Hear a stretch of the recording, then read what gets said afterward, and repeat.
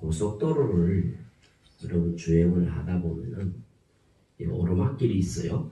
오르막길이 있는데 그 한 번씩 보면은 좀 짜증나는 장면이 생겨요. 어떤 장면인가 하면은 트럭이 트럭을 제끼는 거예요. 화물차가 화물차를 추월하려고 그것도 오르막에서 이렇게 하는 거야. 그러니까 그 뒤에 차들이 전부 뭡니까? 줄 서요. 쫙. 뭐 이 화물차 생각해봐요. 뒤도 못 가고 또 남도 뭡니까? 남도 못 가게 하는 거야. 이 바리새인이 다 이런 차요. 오늘 이 본문은 종교 지도자들에게 주신 말씀입니다. 지금 여러분들한테 주신 말씀이 아니고 저 같은 사람들에게 예수님이 주신 말씀이에요. 그래서 여러분 우리가 그 마태복음 5장에 보면은 예수 그리스도께서 예수님을 믿는 자들에 대해서 산상팔복을 말씀하셨습니다. 심령이 가난한 자는 복이 있나니 하시면서 예수를 믿고 중생한 자가 얻게 되는 8가지 팔복에 대해서 말씀하셨습니다. 근데 오늘 마태복음 23장에는 화 있을진저 아주 심각한 욕이거든요. 여러분 어떤 사람 보고 이 뱀 새끼야, 독사 새끼야, 이는 지옥에 갈 기다 이래 보고 자겠어요. 그막 싸움 납니다. 오늘 예수님이 지금 그렇게 말씀하고 있는 거예요. 화가 있을진저 이 말은 지옥 간단 말이에요. 누가 지옥 가는가 하면 그 대상이 뭔가 하면요. 바리새인과 서기관들이에요. 그 시대에 종교적으로 존경을 받던 지도자들이에요. 예루살렘에 이 시대에 한 6천 명의 바리새인이 있었다고 학자들이 이야기를 하는데 이 사람들 마음에는 하나님이 없어요. 어제 우리 살펴봤듯이 마음에는 하나님이 없어요. 그런데 행동이 뭡니까? 입에만 하나님이 있어요. 그래서 이 사람들은 그 모세의 자리에 앉아갖고 율법을 읽어주고 율법을 가르치고 이거는 들어라. 예수님께서 이거는 들어라. 왜? 맞는 말이니까. 그런데 이들이 행하는 모습은 본받지 말라. 그랬어요. 지금 돌아가셨지요. 김중건 목사님도 돌아가셨고 옥하는 목사님도 돌아가셨고 박윤선 목사님도 돌아가셨고 우리나라에 흔히 말하는 거장들이 다 돌아가셨어요. 이런 분들이 살아계셨을 때 늘 외쳤던 것들이 뭔가 하면은 우리 목회자들을 보고 회개하라 했어요. 회개하라. 이 한국 교회가 정결케 되는 길은 하나밖에 없다. 우리가 회개하는 것이다. 그리고 두 번째로는 사유재산을 다 포기해라. 목사들이 필요 이상으로 돈을 많이 가지고 있고 수익원이 많다. 그러니까 이걸 어떻게 법적으로 제한하든지 어떻게 하든지 간에 목사들이 사유재산을 포기해라. 그러면은 교회는 정결케 된다. 근데 하나를 더 보태야 돼요. 교회가 회개하려면은 교회가 정결케 되려면은 어디가 회개해야 되냐면은 신대원이 회개해야 됩니다. 저 신대원이 박살이 안 나고는 우리 교단은 희망이 없습니다. 앞으로 장차 목사님들이 되려고 준비하는 3년 기간인데 저 기간 동안에 저는 기숙사 생활을 하지만은 교단에서 저는 장학금을 다 줘야 돼요. 사관학교니까 저는 장학금을 다 주고 돈으로도 해방을 시켜주고 그 다음에 완전히 스파르타 식으로 훈련을 시켜야 돼요. 저기서 어떻게 훈련되어 나오느냐에 따라서 그 다음에 교회에 와서 그대로 일을 할 거예요. 그러니까 우리 교회가 정결하게 되는 제일 중요한 곳이 어딘가 하면 신대원이에요. 저기 가보면은 볼만해요. 볼만한데 그건 내가 외친다고 될 일도 아니니까 우리가 지금 기도도 많이 해야 되고 그 신대원에 대해서 후원도 많이 해야 되는데 아직 우리 교회가 약해서 그래 하지 못하는 것에 대해서는 참 하나님 앞에서 죄송합니다. 자, 말씀을 한번 봅시다, 여러분. 어떻게 하는가 하면 여러분 일단 5절 한번 보십시오. 바리새인들의 특징이 이게 세 가지가 나오는데 5절, 6절, 7절 나오죠. 5절에 보면 그들의 모든 행위를 어디에게 보이고자 해요? 이 사람들은 그 종교생활을 하는 것이 하나님이 대상이 아니고 누가 대상이에요? 사람이 대상이에요. 하나님 앞에서 하는 게 아니고 사람 앞에서 하는 거예요. 사람의 눈에 즐거움을 주고 사람들한테 인기를 끌고 사람들한테 뭡니까? 존경을 받고 그리고 심지어 나아가서는 뭡니까? 사람들한테 아버지라는 칭호를 듣기 원하고 사람들한테 지도자라는 칭호를 듣기를 원하는 거예요. 그걸 지금 예수님께서 지적하시는 거예요. 자, 봐요. 그 다음에 보이고자 하나니 곧 그 경문 띠를 넓게 하고 옷수를 길게 하고 이 경문이 뭔가 하면 여러분 혹시 그 이스라엘 영화 같은 거 보면은 이마에 그 조그마한 상자 내거 놓지요. 아니면요 왼쪽 팔에 그 상자 조그마한 그 줄로 묶어 놓지요. 그게 경문이에요. 거기에는 성경 구절이 3개가 들어가 있습니다.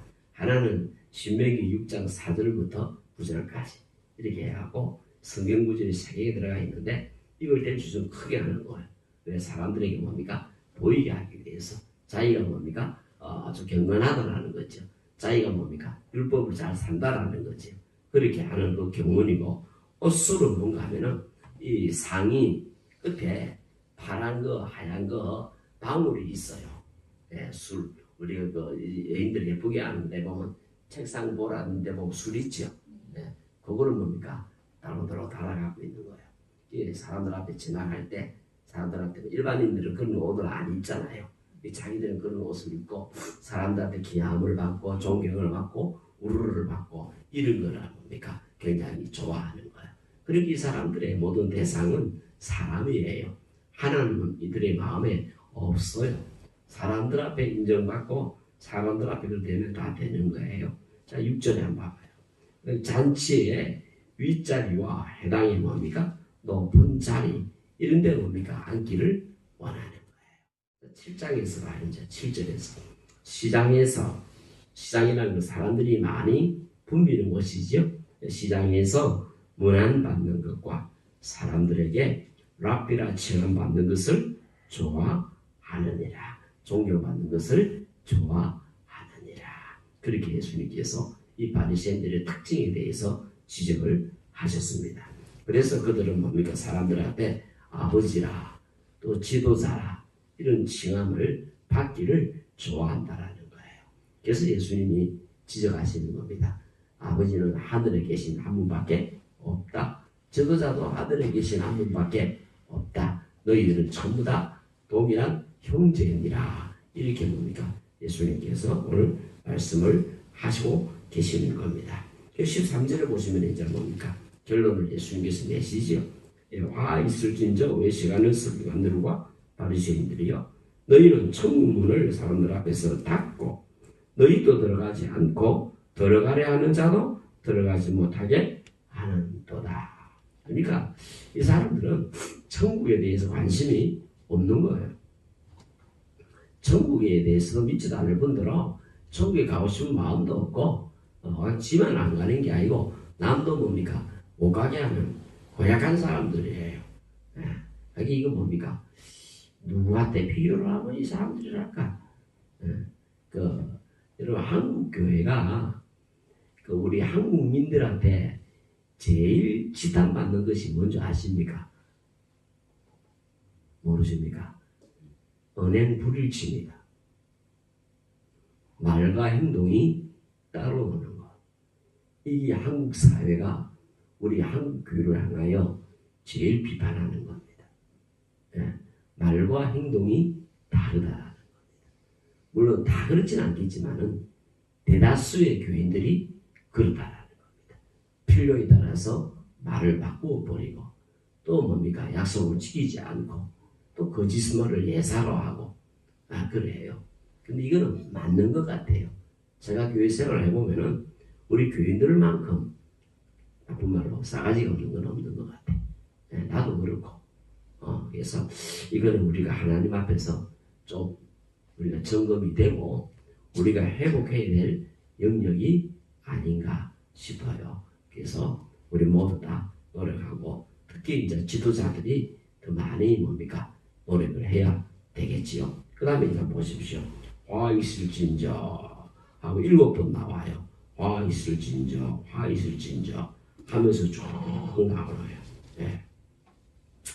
23절에도 나오고, 그죠? 27절에도 나오고, 29절에도 나오고, 쭉 나와요. 7가지를 예수님이 지적을 하고 계십니다.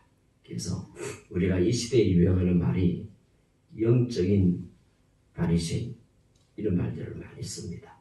뭔가 하면은 성경을 지식적으로 말면 그렇게 됩니다. 지식은 교만케 합니다. 반드시 지식은 교만케 합니다. 예, 우리가 사람들을 만나서 이 대해 보면요, 조금 배웠다는 사람들이 교만해요. 완전히 아는 사람은 교만 안 해요. 겸손해요. 근데 어중간하게 아는 것들이 거기에 쳐들고 교만해요. 이렇게 지식이 사람을 교만하게 만드는 거예요. 그래서 여러분이 큐티 하는데 큐티를 통해서 여러분이 하나님 앞에 꼭 강구해야 될 것이 있어요. 뭔가 하면 큐티를 하면서 하나님 앞에 애통하는 심령을 구하셔야 됩니다. 큐티하는 사람이 애통하는 심령이 없으면 그건 바리새인이에요. 이 다음에요, 아는 거는 많아갖고 다른 사람의 어떤 잘못과 죄를 지적하는 데는 아주 빠르게 됩니다. 잘하게 됩니다. 예, 그거 아니에요. 우리가 하나님의 말씀을 읽으면은, 알게 되면은 그 말씀대로 우리가 살기 위해서, 또 내가 그 말씀대로 살지 못하는 것에 대해서 주님 앞에 애통해야 되는 겁니다. 그리고 하나님의 말씀을 우리가 두려워해야 되는 겁니다. 이 말씀은 하나님의 말씀이에요. 신문 사설이 아니라니까, 여러분. 그래서 우리가 이 말씀을 두려워해야 돼요. 성경을 펼 때도 기도하고, 성경을 닫을 때도 기도하고, 그래서 하나님의 성령이 우리 마음에 뭡니까? 감동해 주시도록. 이 세 단어를 꼭 기억하십시오. 첫 번째는 계시. 다시 보시죠. 계시. 우리는 계시의 종교입니다. 하나님이 우리에게 열어서 안 보여주시면 우리는 알 수 없습니다.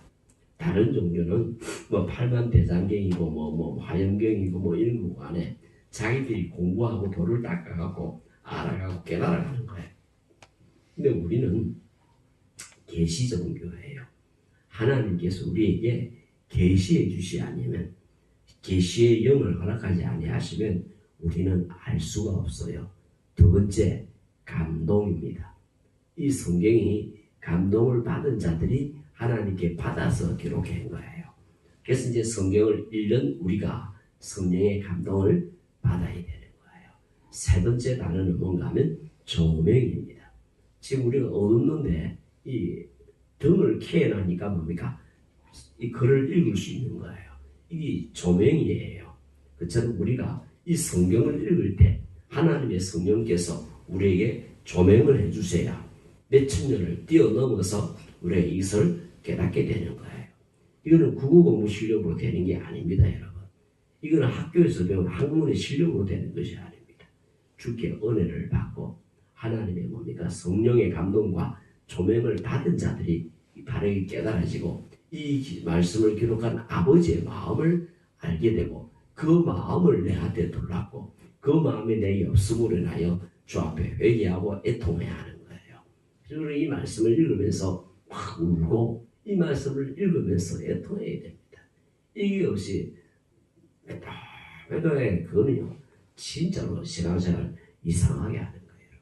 기도 시간에 눈물이 안 나나 그거요 제가 볼 때는 좋은 습관 아닙니다. 여러분 왜 기도 시간에 눈물이 안 납니까?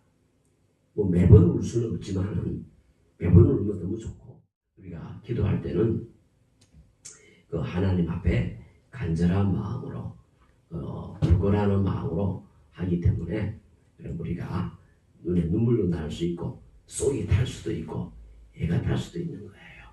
그래서 여러분 기도할 때는 제가 늘 부탁드리지만은 기도를 위한 기도를 많이 하셔야 됩니다.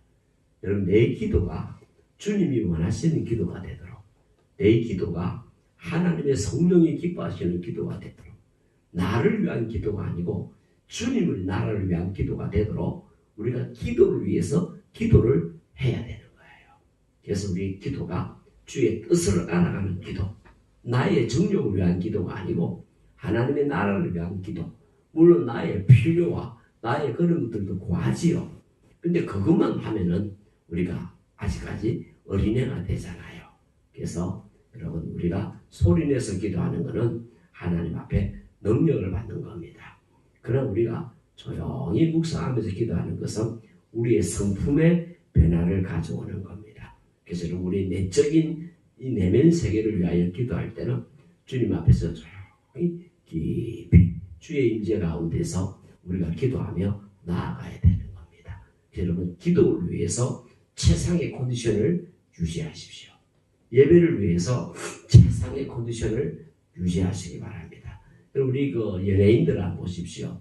그 사람들 앞에 가서 콘서트하고 사람들 뭡니까? 제주를 발표하기 위해서 피나는 연습을 했다가 사람들 앞에 가서 어떻게 합니까?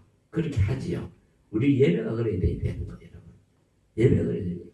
늘 잠반 오는 눈, 멍 때리는 눈, 그런 거 뭡니까? 억지로 와서 앉아있는 눈, 이렇게 해갖고 여러분 해갖고는 신앙이 이거 안 자랍니다. 여러분, 제가 다시 한번 부탁을 드립니다. 목사나 찬양사역자나 우리 장로님들이나 권사님들이나 지사님들은 꼭 은혜를 체험하셔야 됩니다. 아멘.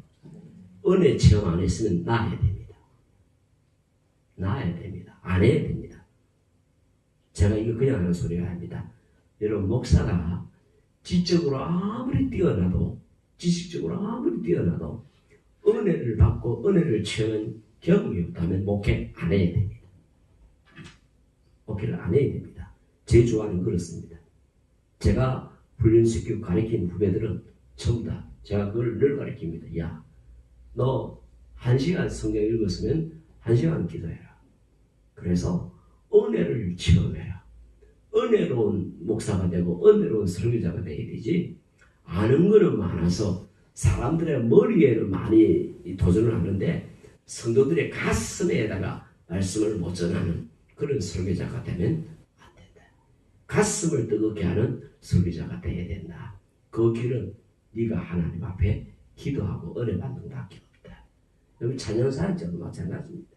성령의 은혜를 체험한 사람이 다 인도하는 거하고 그냥 인간적으로 여러분 말로 하는 거하고는 하늘 땅 차이입니다. 이거는 여러분 해보면 합니다. 어떤 사람이 인도하냐에 따라서 예배 분위기가 완전히 달라집니다. 여러분. 그리고 여러분, 장로님들, 권사님들, 또 집사님들도 마찬가지. 은혜를 받아갖고 교회를 섬기고 성도를 섬기는 거하고 그냥 여러분 해야 된다 하는 것 때문에 하는 거하고는 우리가 눈을 볼 때 다르지 않겠어요. 그죠? 그래서 저나 여러분이나 우리 모두 다 꼭 하나님의 은혜를 덜 받기를 원합니다. 그래서 그 은혜 안에서 우리가 봉사했으면 좋겠어요. 베드로전서 4장 10절에 보면은 하나님이 주시는 힘으로 하는 것처럼 하고 또 하나님이 하는 것처럼 하라, 그렇게 말씀을 하고 있어요.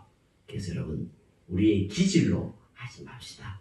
우리의 기질로 하지 말고 주께 받은 은혜로 하자라는 거예요. 사람의 열심은 변합니다.